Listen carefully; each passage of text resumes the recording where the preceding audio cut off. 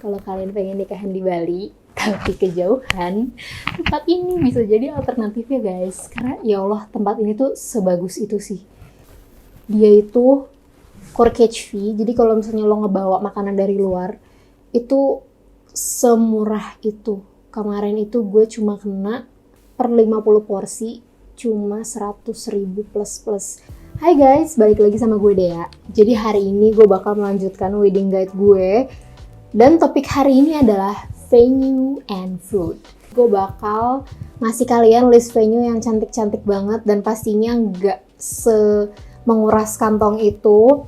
Venue-venue yang gue akan kasih ke kalian ini mungkin kebanyakan lebih ke venue yang bentuknya kayak space atau restoran. Pokoknya yang cantik buat intimate wedding tapi bukan yang kayak ballroom, hotel gitu-gitu. Jadi kalau misalnya kalian berharap untuk menemukan seperti ballroom yang sering kalian dengar atau hotel-hotel bintang 5, bintang 4 dan sebagainya mungkin gak akan gue mention di video ini.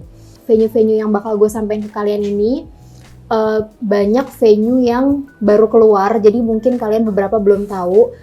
Cuma ada beberapa juga yang emang udah lama dan mostly venue-venue ini cocok buat kalian yang mau ngadain intimate wedding atau small to medium lah ya, sekitar dari 200 sampai 500-an orang tuh masih cocok. Nah, untuk venue-venue berikut, ini harganya tuh masih reasonable, tapi bukan berarti murahan. Jadi gue tuh personally gue percaya kalau misalnya wedding itu walaupun harus se-reasonable mungkin harganya, sehemat mungkin, tapi tetap harus memorable juga. Jadi jangan sampai kalian bikin wedding yang ngasal kalau bisa. Jadi sebelumnya gue mau ngasih tahu kalau venue itu ada dua tipe. Biasanya ada yang venue only harganya, tapi ada juga yang dia langsung paket sama makanannya. Itu biasanya nih ya, kalau misalnya venue-nya itu berbentuk venue bukan restoran, itu harganya tuh terpisah antara venue sama harga makanannya. Tapi kalau restoran itu biasanya dia sistem pembayaran venue-nya tuh kayak minimum payment gitu. Nah personally gue lebih suka sama cara yang kedua, yang restoran dengan minimum payment atau apapun dengan minimum payment, karena secara nggak langsung itu berarti lo nge-save budget banget kan buat nggak bayar venue-nya sendiri gitu. Nah, jadi tipsnya pinter-pinter mencari tempat yang sistem pembayarannya minimum payment tapi dengan harga makanan semurah mungkin. Sebelum nyari venue, pastiin dulu kalau misalnya kalian itu udah tahu setidaknya konsep besarnya, budget, capacity-nya berapa orang, sama tanggalnya tanggal berapa. Kalau misalnya kalian punya lebih dari satu alternatif tanggal, nggak apa-apa. Yang penting pas venue itu nanya mau di tanggal berapa, kalian bisa jawab. Langsung aja ke list venue-venue-nya, dan ini gue sampaikan bukan berdasarkan urutan favorit atau terbaik ya, jadi ini ngacak aja. Yang pertama adalah venue yang cantik dan etnik banget menurut gue. Namanya adalah Kembang Gula. Kembang Gula ini dia itu konsepnya agak lebih formal ya menurut gue, karena dia itu tempatnya etnik agak gelap sama Indonesia banget, kayak Indonesian heritage gitu. Cuma dia tuh tempatnya kebagi ke dua section gitu, ada tempat yang bentuknya biasanya buat akad, kayak dia tuh ruangan sendiri dan atapnya tuh warna hitam gitu. Dan menurut gue ruangan ini juga cantik banget. Sama yang kedua tuh biasa dipakai buat prasmanannya, jadi dia kayak agak di luarnya tapi dipisahkan oleh pintu, tapi masih bisa dibuka pintunya buat kegabung. Dan tempat ini tuh dingin banget, gue suka banget. Kebetulan gue juga pernah datang ke tempat ini. Dan kalau misalnya lo mau lamaran di sini juga enak banget, karena di tempat yang nggak begitu besar itu bisa ada pintu masuknya sendiri gitu, jadi orang-orang nggak perlu ngelewatin restoran buat masuk ke tempat itu. Tempat ini harganya itu minimum payment 160 juta plus, dan itu maksimum kalau misalnya standing 500 orang, kalau misalnya sitting 200. Dan kalau misalnya lo mau half day juga bisa, nah minimum paymentnya setengahnya 80 juta plus. Dan itu lo udah dapet full area. Beda lagi kalau misalnya lo cuma mau dapet half area. Untuk detailnya kalian bisa klik link di description box, gue udah ngasih kalian price listnya, itu bisa dicek untuk detail-detailnya semuanya. Untuk lokasinya yang gue suka dari tempat ini, dia tuh strategis banget, dia tuh di Jenderal Sudirman, dan ya aksesnya gampang, jadi itu salah satu hal positif dari dia. Terus dia juga tempatnya tuh kan kayak di area perkantoran gitu kan, di gedung kantor. Dia restoran sendiri tapi sisanya tuh perkantoran. Jadi itu buat parkir udah aman banget, banyak banget space parkingnya. Jadi nggak perlu valet menurut gue. Itu sih plusnya. Gue suka banget karena itu convenient parah. Untuk harga buffetnya dia tuh menurut gue lumayan masih oke buat ukuran restoran. Dia itu start from 250 plus plus sampai 400 plus plus. Itu untuk buffetnya. Dan stallnya juga udah banyak banget. Terus makanan di sana tuh enak-enak buat kalian yang pernah makan di sana. Gue sih suka banget ya sama makanannya. Pokoknya tempat ini very recommended buat kalian yang mau ngadain acara yang masih formal tapi nggak ballroom gitu. Oke, lanjut yang kedua. Ini adalah tempat yang gue pakai kemarin, yaitu Balai Nusa. Ini adalah tempat yang akhirnya gue pilih karena menurut gue harganya gila, murah banget. Dan tempatnya juga cantik banget untuk ukuran harganya gitu loh. Tempat ini itu konsepnya cocok buat kalian yang mau ngadain acara yang agak terbuka gitu. Karena dia tuh glass house bentuknya dan semi outdoor. Jadi ada balkoninya sama ada space buat mingle-mingle di luarnya juga. Untuk tempat ini harganya itu untuk buffet start from 180.000 plus plus. Dan enaknya taxnya itu cuma 10% guys. Jadi kemarin buffet gue itu 198.000 udah net. Itu untuk per orangnya. Dan untuk stallnya juga harganya oke-oke banget. Kalian bisa lihat semua detailnya di description box, udah gue kasih tahu price listnya. Dan minimum paymentnya, tempat ini kan konsepnya minimum payment juga ya, jadi gue nggak perlu bayar buat venue-nya. Dia itu untuk 6 jam hanya 27 atau 28 juta plus plus. Jadi kemarin itu gue minimum paymentnya nggak nyampe 30 juta netnya. Menurut gue itu murah banget sih untuk ukuran venue nikahan, karena susah banget dapetin tempat yang even di bawah 50 juta tuh susah banget. Dan kemarin gue dengan harga segitu tuh udah bisa sampai 200-an orang. Terus lo kalau misalnya mau 3 jam doang juga bisa. Jadi kalau misalnya lo cuma mau ngadain buat acara lamaran itu juga bisa. Itu cuma 22 juta buat 3 jam. Dan mbaknya tuh baik banget. Dia tuh fleksibel tempatnya, bisa lo kayak mundur sejam juga fine gitu. Tapi lo coba tanya aja sekarang polisinya kayak gimana. Pokoknya untuk semua detail-detailnya udah gue taruh di bawah. Untuk capacity tempat ini sebenarnya dia nggak terlalu banyak, dia tuh maksimum cuma 300 orang. Jadi buat lo yang mau ngadain intimate wedding cocok banget di sini, apalagi buat lamaran tuh juga cantik banget tempatnya. Lokasinya juga oke banget. Dia itu di Pakubono, di sampingnya Starbucks Pakubono kalau lo tahu. Nah, dia itu sebenarnya punya Sari Rasa Group kan. Jadi buat catering-cateringnya juga nanti tuh pakai Sari Rasa, kayak pakai gopek, pakai sate khas Senayan. Jadi udah pasti enak juga makanannya. Terus untuk fasilitasnya sayangnya dia tuh nggak punya tempat parkir banyak di sekitarnya. Jadi tuh parkirannya emang minim banget karena emang sharing kan sama tenan-tenan sebelahnya. Dan kebetulan dia tuh belum punya valet parking. Jadi kemarin itu gue nambahin valet parking sendiri. Oh iya, satu lagi nilai positif dari tempat ini, dia itu corkage fee. Jadi kalau misalnya lo ngebawa makanan dari luar, itu semurah itu. Kemarin itu gue cuma kena per 50 porsi, cuma 100.000 plus plus. Which is pakai tax yang 10% itu jadi cuma 110.000. Lo bayangin lo ngebawa 50 porsi dari luar, terus lo cuma kena 110.000. Dan 50 porsi itu bisa apa aja ya. Lo kalau misalnya ngambil bakso pinggir jalan yang harga 10.000 per porsi juga bisa. Jadi lo bisa bayangin seberapa banyak itu bisa ngehemat budget lo dengan teknik perhitungan ini guys. Jadi gue sangat menyarankan tempat ini. Yang ketiga, lanjut ke tempat impian gue yang gue suka banget tapi nggak ada yang menyetujui gue. Gue suka banget sama tempat ini, tapi dia tuh letaknya bukan di Jakarta, tapi kayak agak di Bogor sanaan. Namanya Amaryllis. Apakah kalian sudah tahu? Kalau kalian pengen nikahan di Bali tapi kejauhan, tempat ini bisa jadi alternatifnya guys. Karena ya Allah, tempat ini tuh sebagus itu sih. Gue ngerasa dia tuh cocok banget, bener-bener cocok banget buat kalian yang mau ngadain kayak garden party. Dia tuh bener-bener, lo kalau ngeliat chapelnya, dia tuh kayak bentuknya kayak glass house pyramid. Terus langsung nyambung sama gardennya, dan itu luas banget, rumputnya juga yang kayak hijau bersih gitu. Terus kayak, aduh pokoknya cantik banget deh. Nah, salah satu alasan juga kenapa gue ngambil ini karena dia tuh emang harganya lumayan mahal untuk ukuran capacity yang sedikit. Walaupun sebenarnya dia luas banget ya, cuma paketnya tuh dimulai dari 100 packs. Dan itu 100 packs itu 135 juta plus. Itu tapi udah include sama makanan, lo udah dapat food testing, lo udah dapat beberapa kamar kalau nggak salah. Jadi complementary-nya tuh lumayan banyak karena dia emang tempatnya bukan dipusatkan. Jadi cepetlah teman-teman gue di luar sana, kalian adain acara di sini, terus gue diundang dong, gue pengen banget. Oke. Next venue adalah mungkin venue yang kalian semua udah tahu karena dia udah lumayan lama di dunia perweddingan ini. Dia adalah Taman Kajo. Si Taman Kajo ini dia punya dua tipe, dia ada yang wedding package, jadi semuanya udah all in dari mereka, dari mulai catering, fotografi, entertainment, dan lain-lain.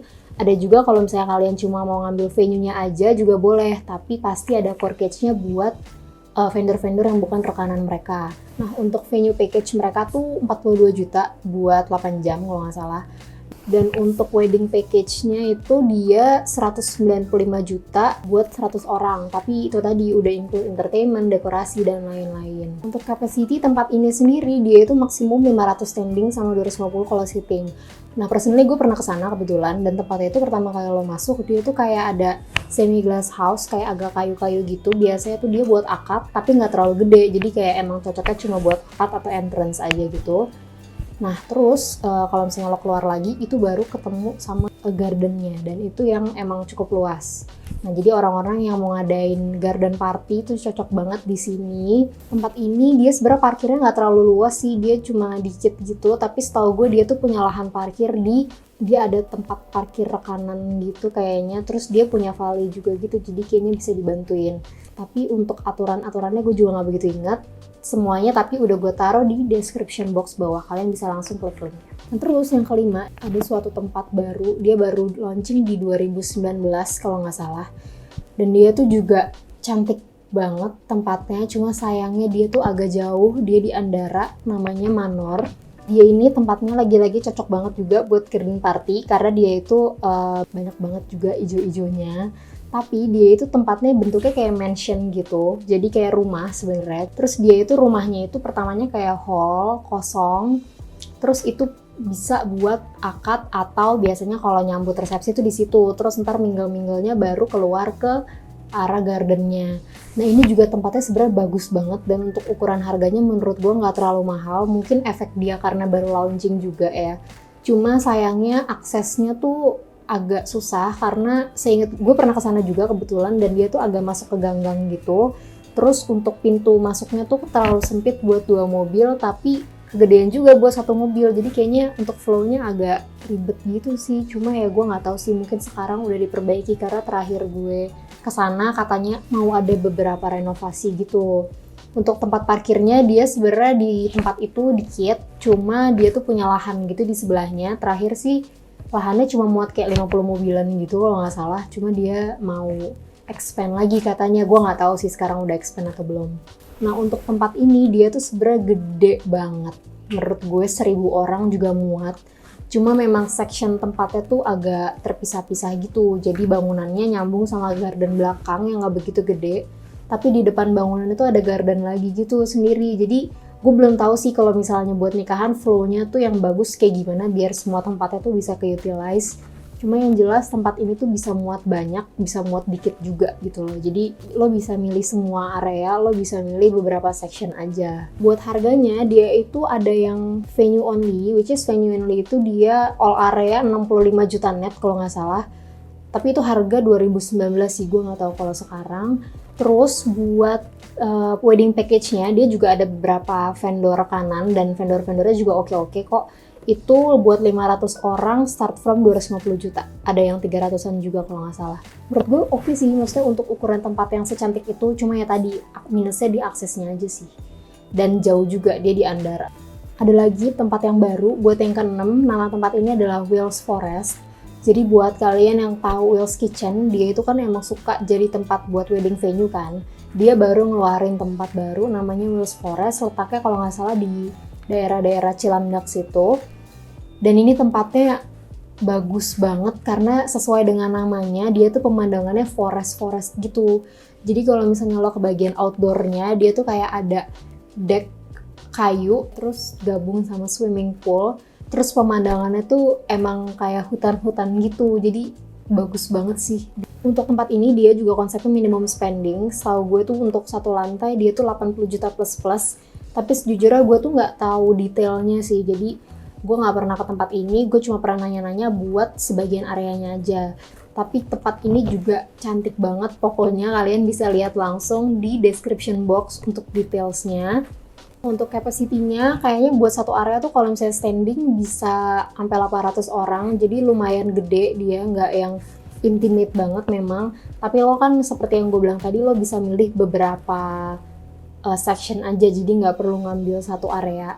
Nah cuma gue nggak tahu ya polisinya untuk wedding apakah bisa sebagian atau harus semuanya. Ada lagi tempat yang juga cantik dan Indonesia banget.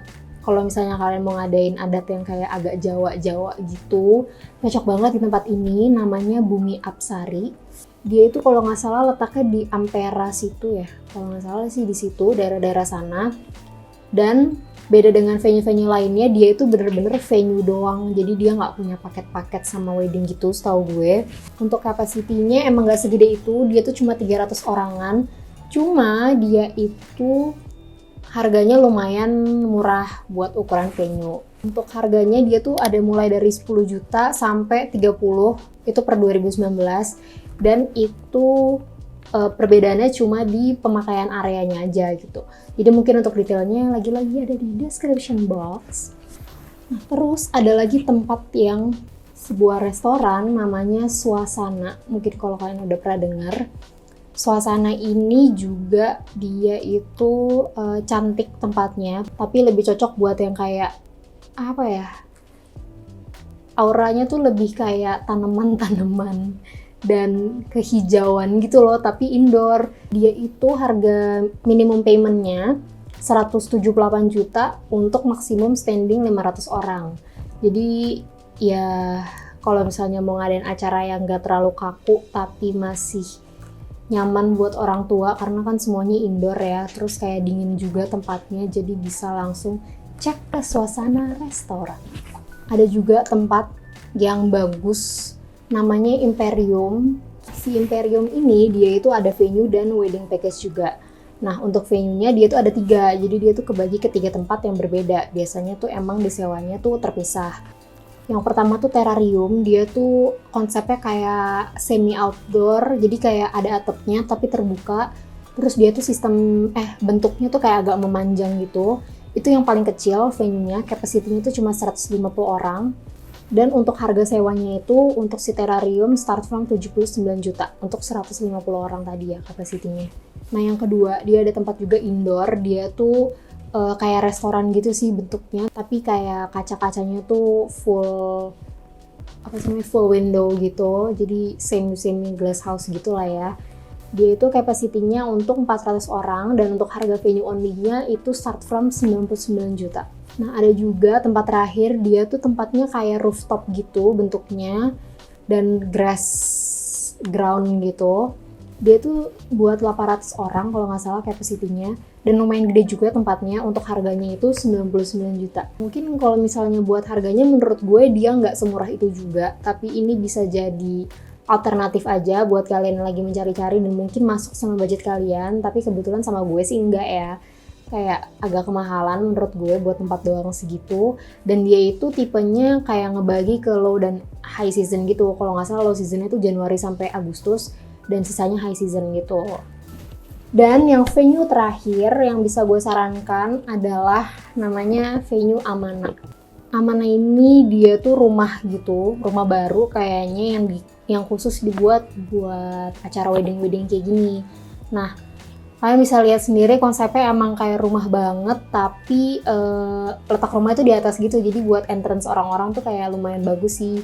Dia tuh kayak ada levelingnya gitu antara entrance atau tempat mingle sama si rumahnya itu sendiri. Nah untuk harganya dia juga masih sangat terjangkau.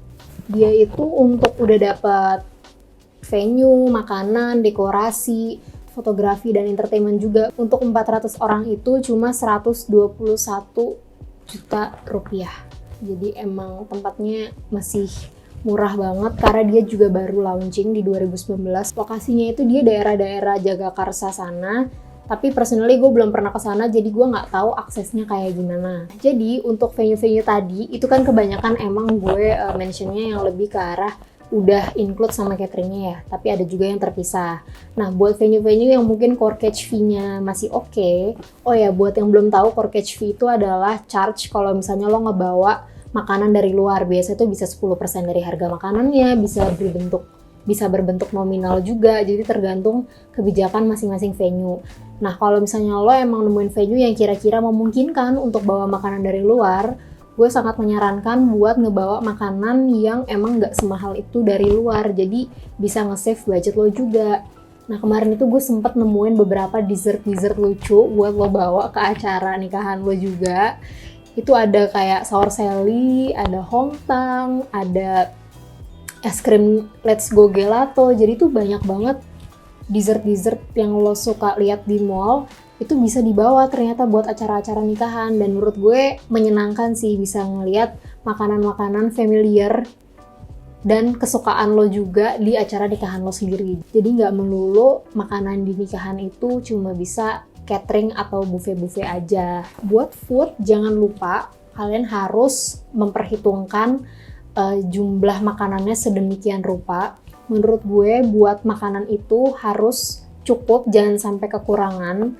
Kalau misalnya mau memperhitungkan banyak makanan, jangan lupa kalau misalnya lo ngundang 100 tamu, berarti yang harus lo perhitungkan untuk 200 orang. Jadi jangan buat si 100 orang itu, karena emang tamu itu kan plus one, kecuali kalau undangan lo emang cuma 1 orang doang gitu ya. Terus kalau misalnya perhitungan makanan dari WO gue, dari beberapa informasi yang gue baca, best practice-nya itu 60% buffet, 40%-nya stall, atau bisa 70-30, terserah lo sih. Jadi untuk skenario contohnya nih, misalnya undangan lo 100 orang, 60%-nya buffet, berarti lo harus nyediain 60 porsi buffet. Nah, terus stallnya 40%.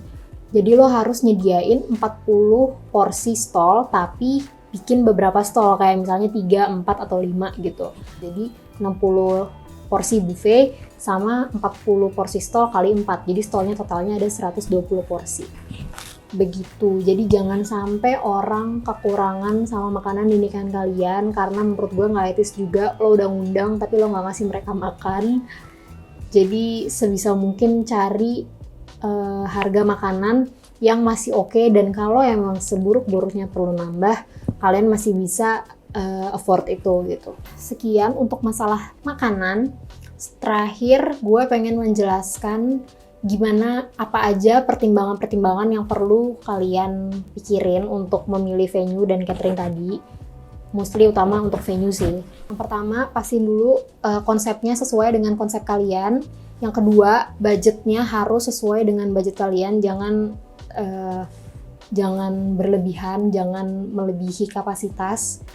Terus yang ketiga, kapasitas orangnya sesuai dengan undangan kalian. Jangan undangannya 500, kapasitas tempatnya yang buat 2000, itu nanti bakal kosong dan bakal heboh banget tuh, pasti dekornya bakal mahal, bakal ribet. Jangan juga undangannya 500, tapi kapasitasnya cuma buat 500 orang pas, itu bahayanya bisa membludak dan malah nggak nyaman.